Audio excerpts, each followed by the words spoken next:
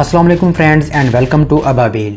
दोस्तों आज की वीडियो में हम आपको पाकिस्तान आर्मी के ranks, insignia, basic pay scale और पाक आर्मी के स्ट्रक्चर के बारे में बताएंगे।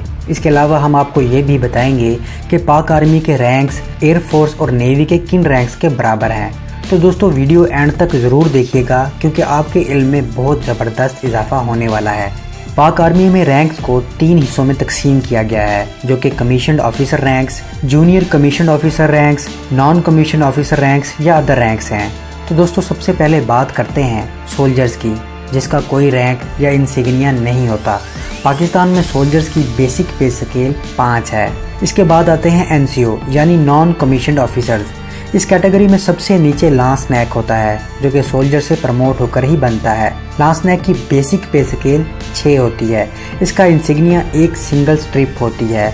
इसके बाद नैक आता है, जिसका इंसिग्निया डबल स्ट्रिप और बेसिक पे स्केल 6 या 7 होती है। नैक के बाद आते हैं हवलदार, जिसे अंग्रेजी में सार्जेंट भी कहा जाता है। हवलदार तीसरा बड़ा नॉन कमीशन्ड ऑफिसर है। हवलदार की बेसिक पे स्केल 7 या 8 होती है। इसके बाजू पर 3 स्ट्रिप के निशान होते हैं।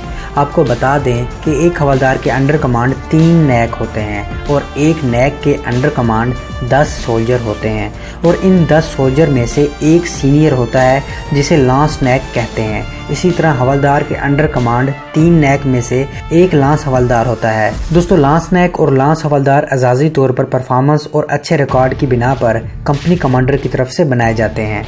इसके अलावा नॉन कमीशन ऑफिसर या अदर रैंक्स में कंपनी क्वार्टर मास्टर हवलदार, कंपनी हवलदार मेजर, बटालियन क्वार्टर मास्टर हवलदार, बटालियन हवलदार मेजर भी होते हैं। इन रैंक्स की बेसिक पे स्केल तो हवलदार के बराबर ही होती है, लेकिन इनको खास अपॉइंटमेंट्स दी जाती हैं, जिसकी वजह से ये रुतबे और सीनियरिटी में हवलदार से ऊपर होते हैं। दोस्तों आपको बता दें कि एक बटालियन या यूनिट में 3 कंपनियां या बैटरियां होती हैं, जिनके मुख्तलिफ नाम होते हैं, जैसा कि अल्फा, ब्रावो और चार्ली। एक कंपनी में 7 से 8 हवलदार होते हैं और इन हवलदारों में से सीनियर या काबिल हवलदार को कंपनी क्वार्टर मास्टर हवलदार बना दिया जाता है, जो कंपनी के खाने पीने, साजो सामान, सोल्जर्स की किट और दूसरी इक्विपमेंट्स फराहम करने का जिम्मेदार होता है। इसी तरह इन हवलदारों में से सीनियर और काबिल हवलदार को कंपनी हवलदार मेजर या बटालियन हवलदार मेजर बना दिया जाता है, जिसे फौजी CHM या BHM कहते हैं। CHM यानी कंपनी हवलदार मेजर कंपनी के डिसिप्लिन, मोराल और ट्रेनिंग का जिम्मेदार होता है। यही वो शख्स है जो सुबह और शाम को अपनी कंपनी को इकट्ठा करता है और रिपोर्ट अपने सीनियर को देता है। सुबह और शाम को फौजियों की हाजिरी लगाने को फालिन कहते हैं और CHM ही वो शख्स है जिसकी मिन्नत तरले करके फौजी आउटपास या छुट्टी ले सकते हैं। दोस्तों इसी तरह पूरी बटालियन, यूनिट या रेजिमेंट में 24 से 29 हवलदार होते हैं और इनमें से सीनियर हवलदार को बटालियन क्वार्टर मास्टर हवलदार बना दिया जाता है। RQH पूरी बटालियन के खाने पीने, साजो सामान और इक्विपमेंट्स का जिम्मेदार होता है और इसी तरह पूरी बटालियन के डिसिप्लिन को बरकरार रखने के लिए सबसे सीनियर या क्वालिफाइड हवलदार चुना जाता है, जिसे बटालियन हवलदार मेजर या रेजिमेंट हवलदार मेजर कहते हैं और यही शख्स यूनिट या बटालियन का सबसे पावरफुल हवलदार होता है और रोजाना सुबह और शाम को बटालियन की फालिन करता है और कंपनी हवलदार मेजर से कंपनी की रिपोर्ट लेता है और अपने सीनियर को देता है। दोस्तों इसके बाद JCO कैटेगरी आती है, यानी कि junior commissioned officer. Junior commissioned officer में सबसे नीचे नायब सूबेदार होता है, जो कि सीनियर हवलदार में से क्लासेस और कोर्सेज पास करने वाले को बनाया जाता है। कैवलरी यूनिट्स में नायब सूबेदार को नायब रिसालदार भी कहा जाता है। नायब सूबेदार की बेसिक पे स्केल 13 से 14 तक होती है और इसका इंसिग्निया एक स्ट्रिप के साथ एक क्राउन या पीप होती है और ये शख्स बटालियन हवलदार मेजर या रेजिमेंट हवलदार मेजर से रिपोर्ट लेता है और अपने सीनियर को देता है, या यूँ कह सकते हैं कि बटालियन हवलदार मेजर इसके अंडर कमांड होता है। इसके बाद आता है सूबेदार, जिसका इंसिग्निया एक स्ट्रिप के साथ 2 क्राउन होते हैं। सूबेदार को अंग्रेजी में वारंट ऑफिसर भी कहते हैं, जिसकी बेसिक पे स्केल 15 होती है। सूबेदार के बाद आता है यूनिट का बाप, जिसे सूबेदार मेजर कहते हैं। अंग्रेजी में इसे चीफ वारंट ऑफिसर कहा जाता है। सूबेदार मेजर की बेसिक पे स्केल 16 होती है और इसका इंसिग्निया एक स्ट्रिप के साथ एक चांद और सितारा होता है। सूबेदार मेजर को उसकी कारकर्दगी देख के एजाजी तौर पर लेफ्टिनेंट और कैप्टन भी बनाया जा सकता है, लेकिन ये लाजमी नहीं होता और ये सिर्फ एजाजी तौर पर हो सकता है। सूबेदार मेजर पाक आर्मी में वो सबसे बड़ा रैंक है जिसे एक आम सिपाही अचीव कर सकता है, बशर्ते ये कि सिपाही ने कमीशन टेस्ट पास ना किया हो। अगर सिपाही सर्विस के दौरान कमीशन टेस्ट पास कर लेता है तो वो कमीशन ऑफिसर्स में शामिल हो सकता है। बाकी सूबेदार मेजर को यूनिट का बाप इसलिए कहा जाता है कि ये वो वाहिद शख्स है जिसने एक ही यूनिट में सबसे ज़्यादा अरसा गुजारा, सबसे ज़्यादा तजर्बा इसके पास होता है। यही वो शख्स है जो कभी सोल्जर हुआ करता था लेकिन वक्त के साथ साथ आज 16वें स्केल का ऑफिसर बन चुका है और यूनिट इसी के एक इशारे पर है। दोस्तों, यूनिट में कमीशन्ड ऑफिसर्स हर 2 साल बाद चेंज होते रहते हैं, लेकिन इस शख्स ने अपनी पूरी ज़िंदगी इसी यूनिट में गुजारी होती है और ये शख्स यूनिट की एक एक ईंट से भी वाकिफ़ होता है। दोस्तों, इसके बाद आते हैं कमीशन्ड ऑफिसर्स, जिसमें सबसे नीचे सेकंड लेफ्टिनेंट होता है जिसकी बेसिक पे स्केल 17 और इंसिग्निया 1 क्राउन होता है। आमतौर पर पाक आर्मी में सेकंड लेफ्टिनेंट 6 माह में ही प्रमोट होकर लेफ्टिनेंट बन जाते हैं। सेकंड लेफ्टिनेंट एयरफोर्स के पायलट ऑफिसर और नेवी के मिडिल शिप मैन के बराबर होता है।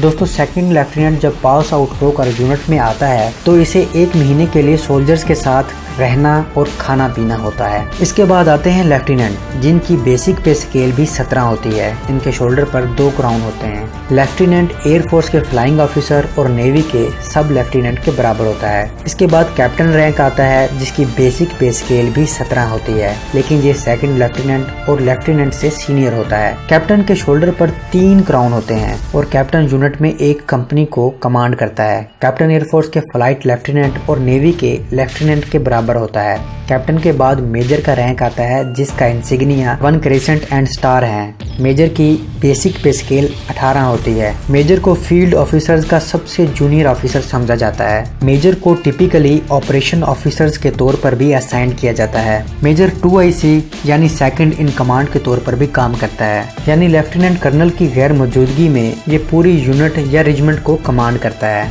मेजर पाक एयरफोर्स के स्क्वाड्रन लीडर और नेवी के लेफ्टिनेंट कमांडर के बराबर होता है। मेजर के बाद लेफ्टिनेंट कर्नल आते हैं जिनकी बेसिक पे स्केल 18 होती है और इंसिग्निया 1 क्राउन और 1 क्रेसेंट एंड स्टार होता है। लेफ्टिनेंट कर्नल को आमतौर पर पूरी बटालियन और रेजिमेंट का चार्ज दिया जाता है। ये रैंक एयरफोर्स के विंग कमांडर और नेवी के कमांडर के बराबर होता है। इसके बाद सीनियर रैंक कर्नल आता है जिसे फौजी ज़बान में फुल कर्नल भी कहा जाता है। इस रैंक की बेसिक पे स्केल 19 होती है और insignia 2 crown and 1 crescent and star होता है। ये रैंक एयरफोर्स के ग्रुप कैप्टन और नेवी के कैप्टन के बराबर होता है। Colonel rank senior military ranks में शुमार होता है। दोस्तों, इसके बाद जनरल ऑफिसर्स या स्टार ऑफिसर्स आते हैं जिनमें 1 स्टार ऑफिसर ब्रिगेडियर भी शामिल है। ब्रिगेडियर की बेसिक पे स्केल 20 होती है और इसका insignia 3 crown and 1 crescent and star होता है। ये रैंक नेवी के कमोडोर और एयरफोर्स के एयर कमोडोर के बराबर होता है। ब्रिगेडियर एक पूरे ब्रिगेड को कमांड करता है और एक ब्रिगेड में 3 या 3 से ज्यादा यूनिट्स होती हैं। दोस्तों, इसके बाद 2 स्टार ऑफिसर मेजर जनरल आता है। मेजर जनरल की बेसिक पे स्केल 21 होती है और इसका insignia 1 cross baton and sabre और 1 क्राउन होता है। यह ऑफिसर नेवी के रियर एडमिरल और एयरफोर्स के एयर वाइस मार्शल के बराबर होता है। मेजर जनरल डिवीजन को कमांड करता है और एक डिव में कम से कम 3 ब्रिगेड होते हैं। और आपको ये भी बता दें कि पाकिस्तान आर्मी में 3 फौजी खवातीन मेजर जनरल के ओहदे पर फायज हो चुकी हैं, जिनमें पहली शाहिदा मलिक, दूसरी शाहिदा बादशाह और तीसरी निगार जोहर खान है। दोस्तों, इसके बाद 3 स्टार लेफ्टिनेंट जनरल आता है जिसकी बेसिक पे स्केल 22 है और insignia 1 cross baton and sabre और 1 क्रेसेंट एंड स्टार है। ये रैंक नेवी के वाइस एडमिरल और एयरफोर्स के एयर मार्शल के बराबर होता है। लेफ्टिनेंट जनरल पूरी एक आर्मी कोर को कमांड करता है और एक कोर में कम से कम 3 डिव होते हैं, लेकिन पाक आर्मी में कुछ कोर्स के 2 डिव भी हैं। लेफ्टिनेंट जनरल बैटल फील्ड में 2IC के तौर पर भी काम करता है। दोस्तों, पाकिस्तान आर्मी में इस टाइम 28 लेफ्टिनेंट जनरल मौजूद हैं और पाकिस्तान में कोर्स की तादाद 11 हैं, लेकिन इसका मतलब ये नहीं है कि 11 कोर्स हैं तो लेफ्टिनेंट जनरल की तादाद भी 11 ही होनी चाहिए। इनके अलावा और भी अपॉइंटमेंट्स होती हैं और इतनी बड़ी आर्मी के लिए 28 लेफ्टिनेंट जनरल भी थोड़े हैं। लेफ्टिनेंट जनरल के बाद आता है आर्मी का सबसे बड़ा ओहदा जनरल का, जो कि नेवी के एडमिरल और एयरफोर्स के एयर चीफ मार्शल के बराबर होता है। इस रैंक का insignia 1 crossed baton and sabre, 1 crown and 1 crescent and star है। पाकिस्तान आर्मी के 2 जनरल हैं, एक chief of army staff general Qamar Javed Bajwa और दूसरे chairman joint chief of staff general Zubair Mahmood Hayat हैं।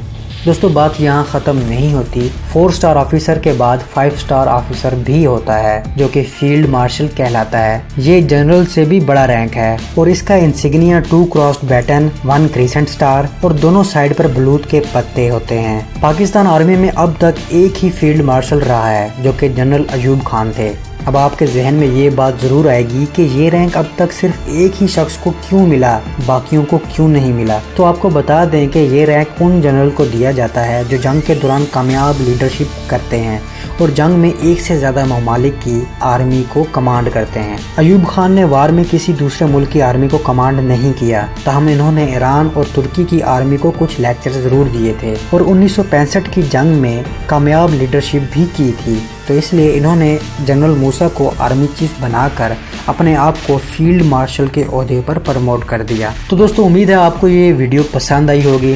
जाते जाते हमारे फेसबुक पेज और ट्विटर अकाउंट को भी ज़रूर फॉलो कीजिएगा। मिलता हूँ एक नई वीडियो के साथ, तब तक के लिए इजाज़त, अल्लाह हाफिज़।